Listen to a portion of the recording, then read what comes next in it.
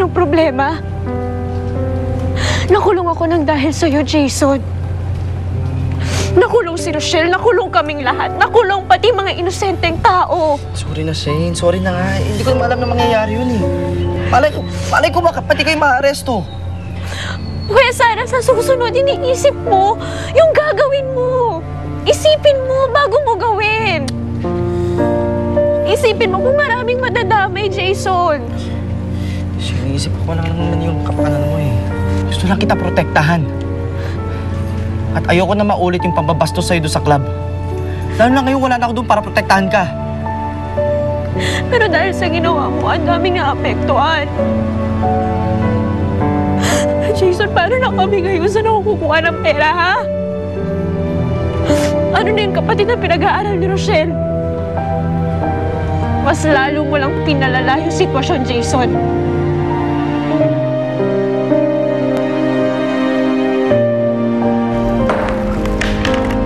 Lucinda?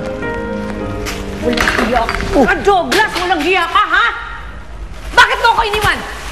Akala ko ba wala tayong iwanan? Hinayaan mo ako mahuli ng mga lechang pulis na yon? Pasensya ka na. Nagpadik lang ako eh. Saka, huwag ka na magalit sa akin, Lucinda. Total naman, nakalaya ka na. Nakalaya? Abay, pasalamat ka may kilala kong pulis sa loob dahil kung hindi, pati ikaw ituturo ko, ha? Damay-damay na sana tayo kung nagkataon. Eh, anong plano natin ngayon? Eh di ano pa? Eh di isara tong club na to. Lilipat ako na ibang lugar. Puisit talaga, oh. Sayang mga lahat na ipundar ko dito sa club na to. Eh, aalis ka? Eh, paano ako, Lucinda? Leche! Bahala ka sa buhay mo! Ayoko nang madikit sa kamalasan ng pamilya mo! Alam mo, kung hindi naman dahil kay Shane na yan, hindi mangyayari to eh. Si Shane? Oo. Kung hindi dahil sa kaibigan ng Shane na yan, hindi marirade ang club ko. Puisit talaga kayo, oh. Kayong lahat, buong pamilya mo, mga malas sa buhay ko! Lucinda! Lucinda!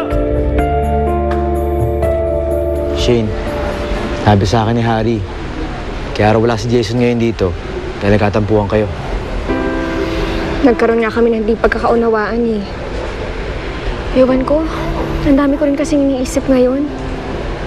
Ngayong sarado na yung club, hindi ko tuloy alam kung saan ako maghahanap ng bagong trabaho. Kaya ako nga kayo pinapunta rito eh. Paano kaya kung sumali tayo dun sa Time of My Life? Yung bagong show ni Miss Lisa? Oo.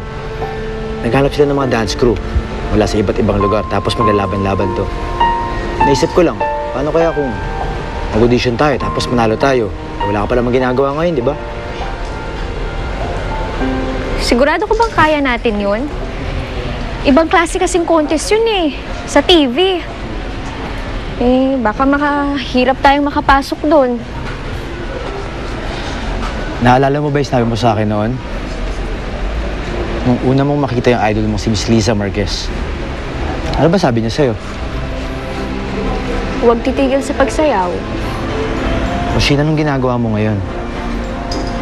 Binigyan ka ng talento sa pagsasayaw. Gamitin mo to para magbago yung buhay mo.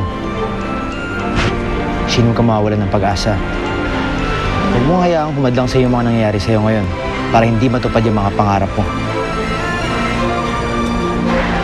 Payag ka na?